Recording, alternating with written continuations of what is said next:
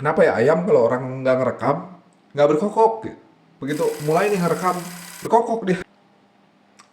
Agama merupakan salah satu sumber moral yang mengajarkan prinsip-prinsip moral seperti kejujuran, keadilan, dan pengampunan, katanya. Sedangkan sebagai pedoman, kebanyakan orang pakai budaya sebagai cara hidup yang diwariskan dari generasi ke generasi yang dimiliki bersama oleh kelompok. Jadi, apakah agama melahirkan budaya atau dari budaya melahirkan agama? Ayo kita bahas. Kalau kita buka Wikipedia, data jumlah pemeluk agama di Indonesia, di mana nomor satunya itu ada Islam 86,93%, Kristen Protestan 7,47%, Katolik 3,08%, Hindu 1,71%, Buddha 0,74%, Konghucu 0,05%, dan kepercayaan lain-lain 0,03%. Yang lain-lain itu adalah agama-agama yang sebelumnya yang mungkin orang-orang di Indonesia belum convert ke agama-agama baru yang muncul, entah itu di periode kolonialisme atau sebelumnya lagi. Nah, jumlah tersebut juga pasti persen-persenannya mah nggak valid detail gitu ya. Intinya orang di Indonesia itu sebagian besar kan udah convert ke dalam agama-agama, seenggak-enggaknya ke 6 agama yang udah diakui, yang at least sebagai identitas gitu. Di KBBI, agama adalah sistem kepercayaan kepada Tuhan Yang Maha Kuasa serta tata cara peribadatan dan kaidah pergaulan manusia.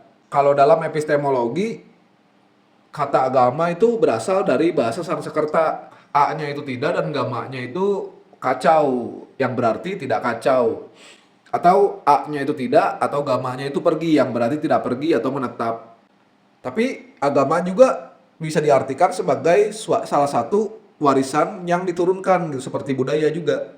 Kalau kita tarik lewat sejarahnya dalam perspektif arkeologi, di zaman prasejarah, manusia di era Paleolitik dan Neolitik, zaman batu, di zaman itu manusia hidupnya masih sangat menyerupai perilaku binatang.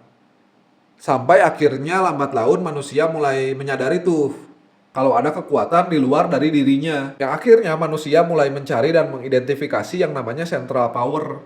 Dan mulailah berkembang sistem kepercayaan purba seperti animisme, dinamisme, totemisme, kayak percaya roh nenek moyang itu masuk ke dunia lain, atau percaya dan mengeramatkan hewan-hewan atau tumbuhan-tumbuhan tertentu, dan masih banyak lagi macam-macamnya. Nah, akhirnya kepercayaan ini membantu manusia menjawab pertanyaan-pertanyaan eksistensial, kayak dari mana kita berasal, asal muasal alam semesta, kenapa terjadinya bencana, dan lain-lain. Jadi sebuah kepercayaan itu muncul ketika manusianya mulai beradab. Dan lewat arca-arca kuno, prasasti-prasasti yang ditinggalkan, dan teridentifikasi agama tertua yaitu Brahmanisme sekitar tahun 8.000 sampai 6.000 tahun sebelum Masehi. Yang akhirnya di rentan sekitar 5.000 sampai 4.000 tahun sebelum Masehi itu menjadi Hindu. Di masa agama tertua ini yang dimana nggak semuanya menganut, sisanya pada masa itu kebanyakan manusia diprediksi masih menggunakan kepercayaan-kepercayaan kuno seperti ada yang nyembah batu, nyembah api, yang akhirnya mulai nggak relevan. Dan seperti kita tahu seiring berkembangnya zaman, ketidakrelevanan dalam kepercayaan-kepercayaan kuno ini akhirnya tergantikan dengan kepercayaan baru, di mana manusia mulai mendeskripsikan tentang kepercayaan yang beriman kepada Tuhan yang cuma satu atau monoteis. Tapi walaupun gitu, tradisi-tradisi dari sistem kepercayaan yang lama itu masih erat melekat, bahkan sampai sekarang. Sehingga agama yang sekarang yang sudah terlembaga seringnya itu cuma digunakan sebagai identitas saja dan terbatas hanya untuk kebutuhan di KTP karena harus ditulis gitu. Ya teman-teman tahu lah. Dan secara kebetulan Indonesia itu negara yang literasinya rendah. Menurut UNESCO aja minat baca di Indonesia itu cuma 0,01%. Yang berarti dari 1.000 orang itu cuma satu yang minat baca. Itu pun nggak tahu yang dibacanya apa, novel, komik. Yang pada akhirnya orang di Indonesia kalau nggak mau baca berarti kan pasrah aja gitu, dikasih tahu apapun ya dimakan. Hal ini menyebabkan dalam memahami agamanya sendiri banyak orang itu yang kurang. Tapi beda sama budaya yang bukan cuma sekedar dikasih tahu, diajarin dari kecil, dicontohin cara pengaplikasiannya, diajak terlibat, sehingga itu menyebabkan budaya more than religion gitu. Kenapa tiba-tiba nyampur bahasa Inggris ya? Kayak contohnya aku sendiri nih, lahir di keluarga keturunan Tionghoa, Indonesia. Biasanya kalau di zaman sekarang disebutnya Cindo. Yang awalnya di Tiongkok sana itu kan pada sejarahnya di abad ke-6 sebelum Masehi, budaya Chinese itu banyak dapat pengaruh dari nilai-nilai Taoism yang digagas oleh Lao Tse pada zamannya.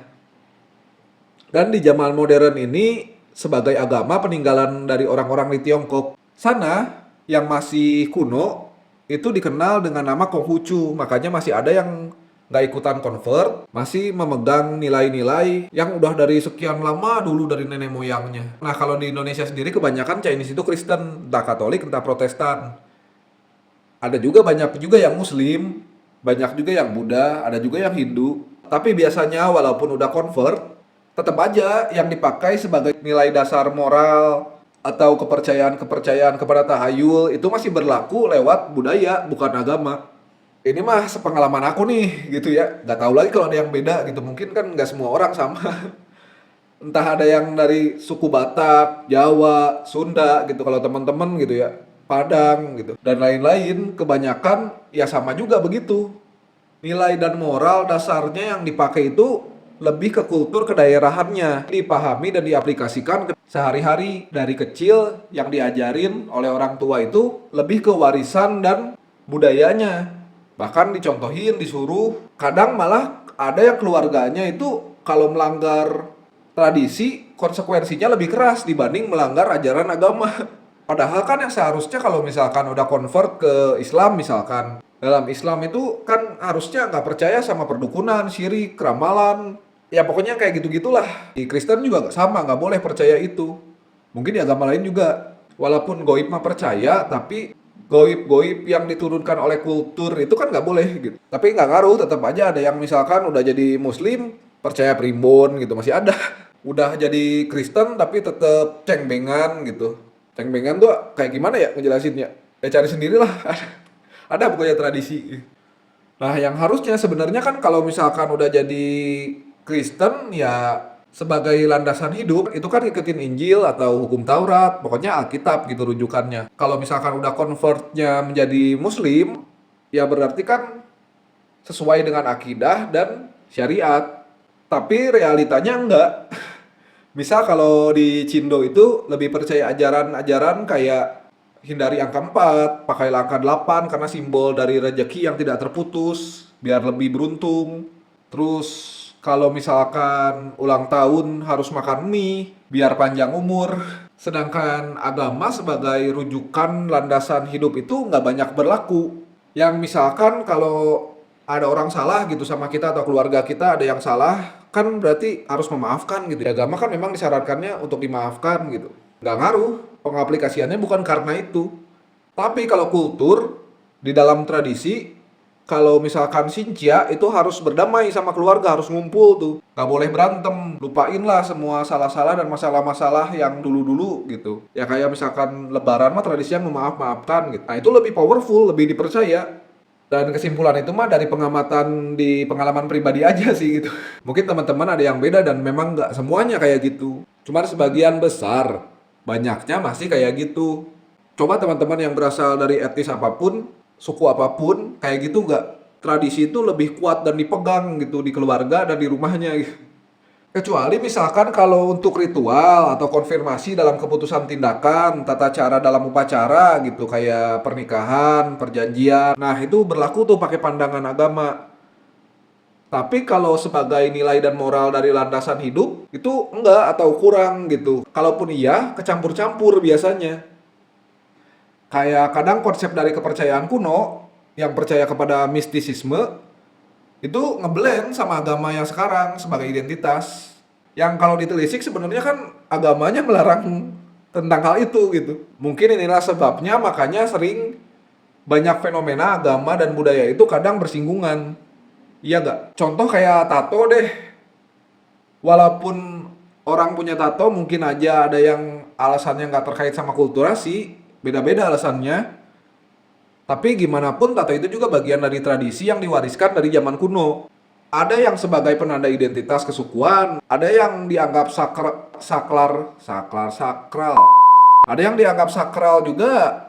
Tapi meskipun alasan orang tato ada yang sesimpel kayak suka seni atau sekedar biar gaul aja gitu. Gimana pun tetap termasuknya kan jadi budaya modern. Yang sebenarnya kalau di pandangan agama itu kan nggak boleh. Kalau Kristen misalkan di Alkitab di Mamat 19 ayat 28 tertulis janganlah kamu menggoresi tubuhmu karena orang mati dan janganlah kamu merajah tanda-tanda pada tubuhmu. Merajah itu kalau di zaman dulu itu kayak dipaku-paku gitulah. Atau tradisional kan ada juga yang gitu. Buat teman-teman yang Kristen itu tuh levelnya tuh firman Tuhan gitu. Buat teman-teman yang Kristen, kata-kata di Mamat itu dalam konteks adalah langsung dari Tuhan sendiri. Firman gitu, levelnya tuh firman, bukan pandangan orang. Berarti udah mutlak gak boleh gitu kan. Yang kalau di Islam juga sama aja gak boleh. Lewat hadis riwayat Bukhari, hadis riwayat Ibnu Umar, yang levelnya juga sohih. Bahwa Rasulullah itu melaknat orang-orang yang membuat tato. Ya meskipun begitu aturannya, pada realitanya tuh banyak yang nggak ngaruh. Orang tato atau nggak tato itu ya lebih ke kayak stigma dalam tradisi dianggap jelek atau enggaknya aja gitu. Kalau dia terlepas dari stigma itu biasanya agamanya apapun, kalau misalkan agamanya identitas, tato mah tato aja dia. Bahkan kadang rohani gitu. Di sini gambar Yesus, di sini gambar Bunda Maria. Banyak kan yang kayak gitu. Ada juga beberapa yang pernah aku lihat itu tatonya simbol-simbol Islami juga ada gitu. Atau misalkan contoh lain gitu, kayak minum-minuman keras deh. Minuman keras itu juga salah satu warisan budaya di Indonesia dan bahkan dunia. Dalam buku budaya minum di Indonesia tahun 2022, sejumlah akademisi memotret peran minuman beralkohol yang memediasi spiritual, sosial, hingga ekonomi. Dan budaya itu tuh udah ada sebelum orang-orang di Indonesia convert ke agama yang sekarang. Nah, balik lagi di dalam agama, kalau misalkan Kristen, itu kan emang nggak boleh mabuk gitu. Walaupun masih diperbolehkan minum dengan konteks kebutuhan tertentu. Dan konfirmasinya banyak di Alkitab, kayak di Yesaya, Hosea, Matius, Keluaran. Ada ayat yang tidak memperbolehkan umat Kristen itu untuk mabuk. Dan itu ada yang perintah langsung, ada yang Injil level. Walaupun Injil juga bagi umat Kristen, sama aja seperti perintah langsung dari Tuhan gitu. Kalau di Islam, walaupun ada masanya khamar itu tidak diharamkan, tapi dalam surat Al-Maidah itu tertulis tentang pengharaman khamar. Khamar ini adalah minuman beralkohol. Di zaman dulu Muslim berkembang di Arab. Kalau di Buddhis kayak gimana ya? Sama aja teman-teman. Konsep dan rujukan di Sutta itu, di Mahasihanada Sutta, umat Buddhis itu dihimbau untuk menghilangkan 3 racun. Keserakahan, kebencian, dan kebodohan batin. Dalam ajaran Buddha itu dilarang, nggak boleh nambah keinginan nafsu yang akhirnya berujung pada tindakan yang tidak bertanggung jawab. Mabuk-mabukan kayak tato tadi juga dianggap sesuatu yang kurang baik sebenarnya. Terus kalau Hindu, ya sama aja di Bhagavad Gita juga tertulis bahwa orang yang bermentalitas jahat itu tertarik pada anggur. Menjauhi minuman keras merupakan syarat dasar untuk mencapai moksa. Jadi moksa itu adalah konsep di dalam agama Hindu yang berarti kebebasan atau pembebasan, akar bahasanya dari muk sangsakarta, yaitu adalah kebebasan dari samsara. Nah, samsara itu siklus kehidupan, kematian, dan kelahiran kembali yang tak berujung. Nah, moksa ini merupakan tujuan akhir dari kehidupan umat Hindu. Sampai bahkan kalau misalkan Chinese gitu, Cindo yang Konghucu tadi, di kitab Mengsi juga disebutin kalau salah satu perbuatan yang tidak baik adalah mabuk-mabukan. Termasuk juga tuh suka berjudi dan tidak memperhatikan orang tua. Nah, pada intinya dalam pandangan agama, mabuk, minum-minuman keras itu kan nggak boleh sebenarnya. Tapi kan nggak ngaruh gitu. Apalagi di Asia, akar budaya minum-minum saat misalkan ada perayaan atau lagi ngobrol atau lagi ngumpul-ngumpul, itu kuat banget. In your blood, bro. Jadi kalau kaitannya udah erat sama tradisi, sulit tuh. Bahkan sampai kayak kalau misalkan di Muslim mah larangan nggak boleh makan babi, it's okay gitu dilakuin. Tapi kalau udah minum mah tunggu dulu. Ya gimana udah mengakar jadi budaya gitu. Ya dan bukan itu aja, contohnya banyak. Intinya kalau misalkan itu udah jadi tradisi, bahkan agama sendiri aja kadang nggak sanggup untuk melarang gitu. Tapi di sini juga aku bukan sikapnya untuk menghakimi ya, untuk bilang yang ini yang benar, yang ini yang salah. Mau teman-teman suka minum alkohol juga terserah pribadi teman-teman aja gitu maksudnya. Toh kalau kita misalkan beragama kan soal penilaian benar dan salah itu kan kita serahkan kepada Tuhan aja gitu. Karena walaupun salah dan benar itu bisa kita pelajari dan bisa dideskripsikan, ya tetap aja kita kan nggak bisa tahu latar belakang kalau ada seseorang kenapa begini dan begitu, kecuali ada yang punya ilmu menerawang kehidupan seseorang gitu, masa lalunya kayak gimana. atau bisa baca pikiran dan hati seseorang gitu. Sehingga manusia kan kalau menilai jadinya spekulatif gitu. Tergantung dia taunya kayak gimana gitu, dari perspektif mana.